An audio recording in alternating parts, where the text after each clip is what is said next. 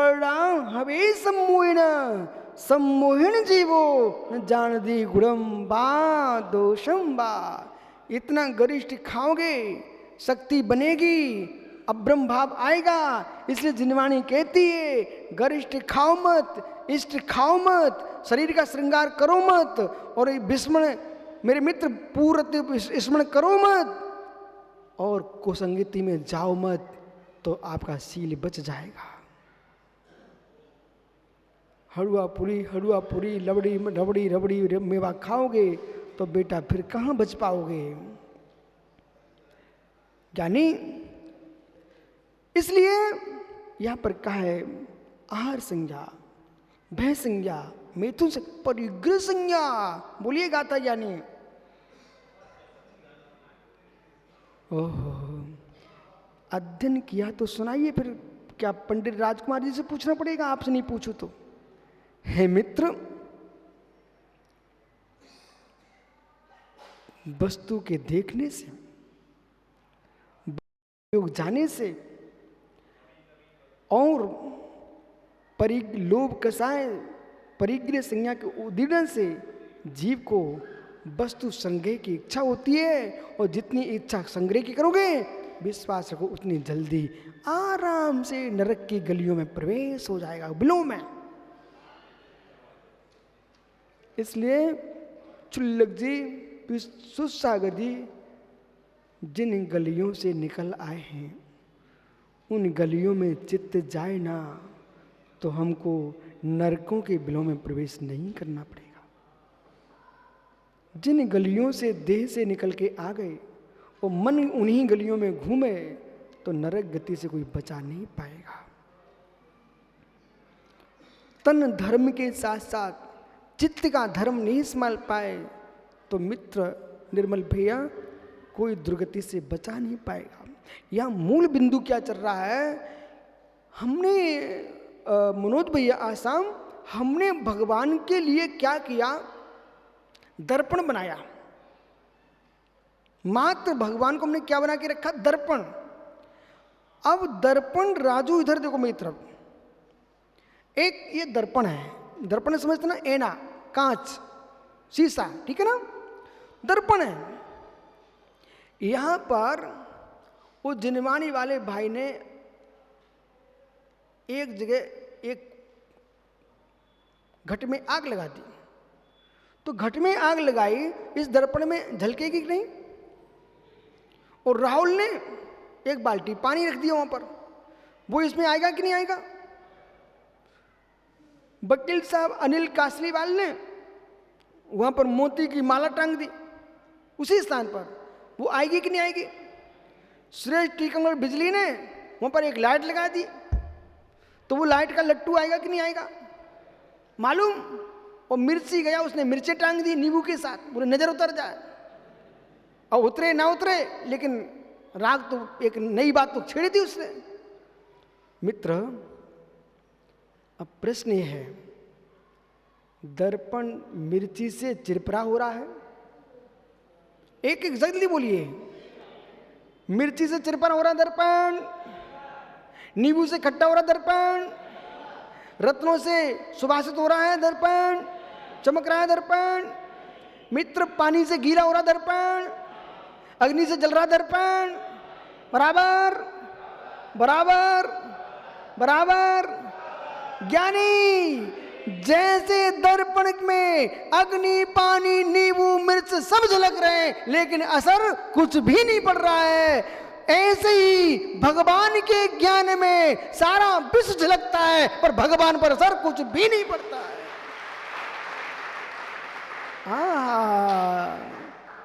इसलिए वे करता नहीं है, वे ज्ञाता है, वे करता नहीं है, वे दृष्टा है। करता भुक्ता कोई है तो संसार का जीव स्वयं ही है। आगे समझ में, नींबू मिर्च टांगने से भगवान की नजर नहीं उतर रही है। आइए, तो दर्पण में जैसे तब आचार्य भगवंत समंत्रद सोमी कहेंगे, लवकुश सभी ब्रह्मचारी गण खड़े हो जाओ एक साथ।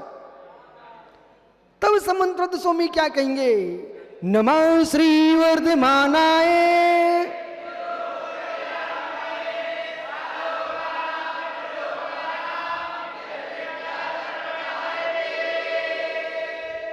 तज्जयति परम ज्योति समम समतिरन पर्यायी।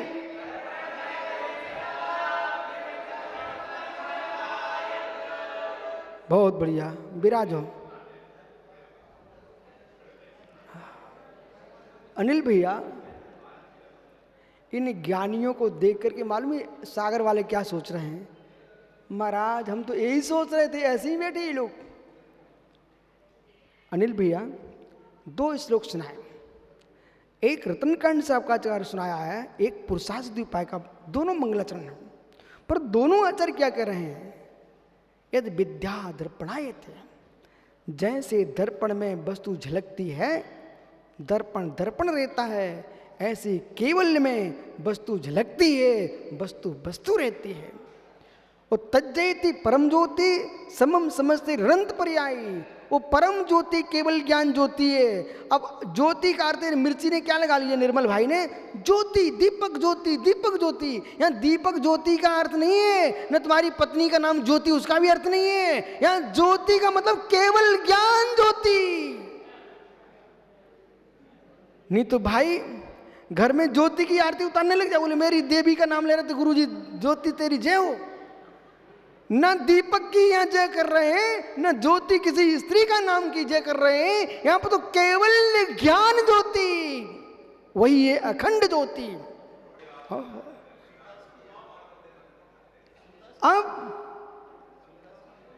अब देखना विपिन सागर जी, एक बार क्या हुआ देखो, मैं सब आपको बता, छिपाना पाप। एक हमारे धर्मात्मा जीव थे, उन्होंने हमारे गुरुजी के कान में पता नहीं कौन सा मंत्र फूंक दिया। गुरुजी नाराज हो गए। अब इनके भैया निरंजन सागर कहते हैं अलख निरंजन तो आते ही विराट सागर नाराज हो गए। मैं गया आला पद्धति पढ़ने, उन्हें के बाहर जाओ।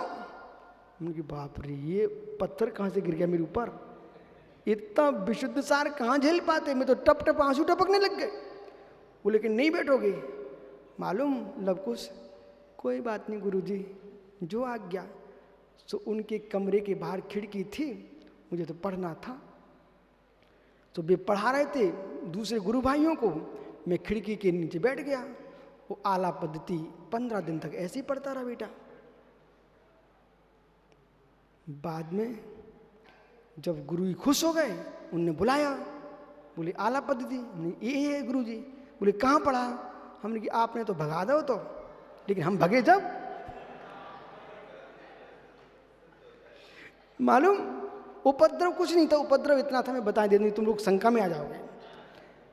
द्रोणगिरी में एक महाराज जी थे, महेंद्र सागर जी, सुब्रत सागर जी, उनके पास एक कमंडल था खपरा, उन्होंने आचार्य श्री को भेंट कर दिया।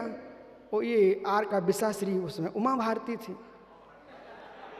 तो इतना सा अपराध हो गया, गुरुजी ने कहा है रख देना बेटा।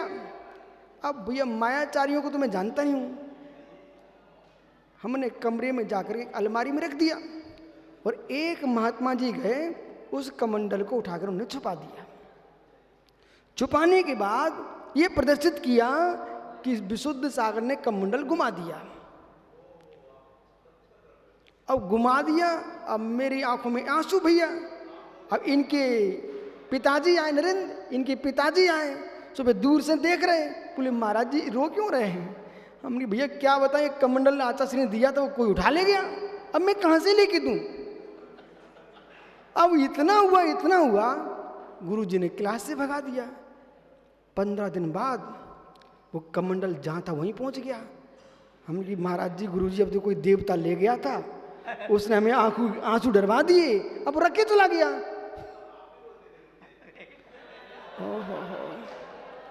मैं नहीं रोता था मित्र, हिंसक होता ना, मैं कम मना कर रहा हूं, तो मैंने दूसरे के लिए नहीं रोया। गुरुजी का काम हुआ ना, तो उसमें हमको दुख लग रहा था, इसलिए आंख में आंसू आ गए। अब मैं क्या करूं, कोशिश तो बहुत की, नहीं निकले हुए निकल ही पड़े। अब एक दिन, अरे भाई समझो, ये विष्णु सागर जी आहार देने गए, सुनो ना, अब एक जगह आहार लेने गया, अब मैं थोड़े रो रहा था, उसमें इतनी मिर्चें लाल भरी, इतनी मिर्चें भरी लाल, तो वे टप टप आंसू टपकने लगे। अब महाराज रो रहे, अरे महाराज नहीं रो रहे भैया, मिर्चें रो रही हैं। नो करम। आइए, घड़ी देखो भैया, जल्दी जाने महाराज जी को। कृष्ण नील का पूत, देखो नंग सागर जी सब आनंद लूट रहे हैं कि नहीं लूट रहे हैं। कृष्ण नील का पूत। इसलिए कभी भी किसी व्यक्ति की बात अधूरी नहीं सुनने का, पूरी बात सुनने करें। मित्र अपराधी अनेक बच जाएं वकील साहब, पर निरपराध की मृत्यु नहीं होना चाहिए, निरपराध को दंड नहीं मिलना चाहिए। बराबर है कि नहीं? बैठो राजू, जीवों को देखना भैया। कृष्ण नील का पूत लेस्या, इंद्रिय लोलुपता, 5 इंद्रिय अधीनता, 8 रुद्धाणी, समस्त विभाव आकांक्षा रहित शुद्ध चेतन भावनिया, संपूर्ण विभाव कांचा शुद्ध चेतन स्वभाव से प्रतिबंधकम, जो प्रतिबंधक, इष्ट संयोग अनिष्ट वियोग व्याधि विनाशक, इष्ट का संयोग अनिष्ट का वियोग व्याधि का विनाश हो, और भोगों की आकांक्षा निदान, भोगाकांक्षा, ये रूपणे उद्रेक भाव प्रचुरम, इनके माध्यम से प्रचुर उद्रेक भाव के आने से आर्त ध्यान होता है चतुर्विध, 4 प्रकार का, और इसके माध्यम से जीव के तीव्र अशुभ कर्म का आश्रय होता है, पाप का आश्रय होता है। क्रोध आवेश रहित, क्रोध क्या शुद्ध आत्मानुभूति भावनिया, शुद्ध आत्मा की भावना से होकर के पृथक भूतम, क्रूर चित्तोत्पन्न, क्रूरता से उत्पन्न होकर के हिंसा से विशेष संरक्षण, हिंसानंदी, मृषानंदी, चौर्यानंदी और विषयों का संरक्षण में आनंद रूप चतुर्थ रौद्र ध्यानम, ये 4 प्रकार का रौद्र ध्यान है। शुद्ध उपयोग, शुद्ध उपयोग ध्यम विहाय, शुभ और शुद्ध उपयोग को छोड़ करके मिथ्यारागाधीनत्वेन, मिथ्यारागाधीनता से अन्यत दुष्ट भावे प्रवृत्तम दुप्रयुक्तम ज्ञानम, शुभ उपयोग में ज्ञान जाए, शुद्ध उपयोग में ज्ञान जाए, इन दोनों को छोड़ करके मिथ्यात्व में, हिंसा में, क्रूरता में ज्ञान का प्रयोग चल रहा। गोमट सा जीव कांड में लिखा है, आप लोगों ने पढ़ा होगा, कोई व्यक्ति तमंचा बना रहा है, विष बना रहा है, कूट बना रहा है, पंजर बना रहा है, जो करता है, कई चूहे पकड़ने के लिए पंजरा बना रहा है, गुलेल बना रहा है, उसकी बुद्धि अच्छे काम में जा ही नहीं रही है। एक ज्ञान का दुरुपयोग कुमति ज्ञान है, मिथ्या ज्ञान है, कुमति ज्ञान है। अब अपने आप को देख लीजिए, तुम्हारी बुद्धि कहाँ जा रही है। अच्छे काम के लिए क्या मिर्ची ऐसा, चलो जिनवाणी सुन लो, मन ही नहीं लगता महाराज जी, तो क्या करना है, वहां गप्पे चल रही थी, दूसरी निंदा कर रही थी, वहां बैठ गया भैया, कितने घंटे हुए, 2 घंटे निकल गए, बड़े आराम से निकल गए। मतलब इस जीव का तीव्र शुभ कर्म का उदय चल रहा है। ओहो बालक, ओ ज्ञानी कमल पुत्र, बेटा अच्छे काम जहां हो रहे हैं वहीं बैठना, बुरे काम जहां हो वहां से कहना मन नहीं लगता, उठ के चले जाना। मोहो उदय जनित ममत्व आदि विकल्प जाल अर्जित, विमत्व मोहजनित ममत्व आदि विकल्प जाल से रहित संवेदन संवित्ति विनाश को दर्शन चारित्र मोहश्च, दर्शन मोहिनी और चारित्र मोहिनी इति विवाह प्रणाम प्रपंच, विवाह प्रणाम प्रपंचम पपादो पापराध को भवती, पाप को उत्पन्न करने वाले होते हैं। एवं द्रव्य पापासुर कारणभूतम, द्रव्य पापासुर कारणभूत पूर्व सूत में कभी भाव पापासुर विस्तारो ज्ञातव्य अभिप्राय, भाव पापासुर विस्तार को जानना चाहिए। इस प्रकार से किंच एक प्रश्न है और समाप्त कर रहे हैं। पुण्य पाप द्वयम पूर्व व्याख्यानम, यहाँ पर एक शिष्य ने प्रश्न किया, पुण्य पाप का आपने पूर्व व्याख्यान कर दिया है, तेने पूरे थे, वहीं पर पूर्ण हो गया। पुनः पुण्याश्रव पापाश्रव पुण्य पापाश्रव व्याख्यानम किमर्थम इति प्रश्न। ऐसा प्रश्न, पुनः आपने पुण्याश्रव पापाश्रव को क्यों कहा? परिहार, परिहार करते हैं। जल प्रवेश द्वार जलमेव, जल का प्रवेश द्वार पानी आता है, वो आश्रव हो गया। और पुण्य पाप दे आश्रव आगच्छन्त्यम, पुण्य पाप दोनों की आत्वी न इति अनेन आश्रव, पुण्य पाप का आना ये हुआ आश्रव। अत्र आगमन मुख्यम, यहाँ पर पुण्य पाप के आश्रव आगमन की मुख्यता की व्याख्या है। और तत्र तो जो पूर्व में पुण्य पाप का था, वहाँ पर पुण्य पाप द्वय से आगमनांतरम, आगमन के उपरांत क्या होगा? रुकेगा ना, ठहरेगा ना, समय लगेगा ना। तो वहाँ पर स्थिति और अनुभाग बंद रूपेण स्थानम, वहाँ पर जो व्याख्या थी वो स्थिति वो अनुभाग बंद की दृष्टि से कथन था, और यहाँ पर आश्रव की दृष्टि से कथन है, ऐसा जानना चाहिए। मुख्यमिति अविशेषा, ऐसी विशेषता और कोई विशेषता नहीं है। एवं नौ पदार्थ प्रतिपादक द्वितीय महाधिकार मध्य, नौ पदार्थ का प्रतिपादक द्वितीय महाधिकार के मध्य में पुण्य पापाश्रव व्याख्यानम, पुण्य पाप व्याख्यान मुख्यतः गाथा षट समुदायन षटोत्तराधिकार समाप्तः, 6 गाथाओं के माध्यम से यहाँ पर जो है 6वां अंतराधिकार समाप्त हुआ। आगे कल से फिर आओगे ना कल। अब मित्र घबराने की जरूरत नहीं है, अब संवर अधिकार प्रारंभ होगा। यहाँ से संवर कैसे जीव करता है उसकी व्याख्या चलेगी। मात्र गाथा उच्चारण करो, जाओ। इंदी कसाय सन्ना ऋग्वेदा जीम सुतमो गम्मी, जाओ तावती पियम पावस्वं छिद्दम।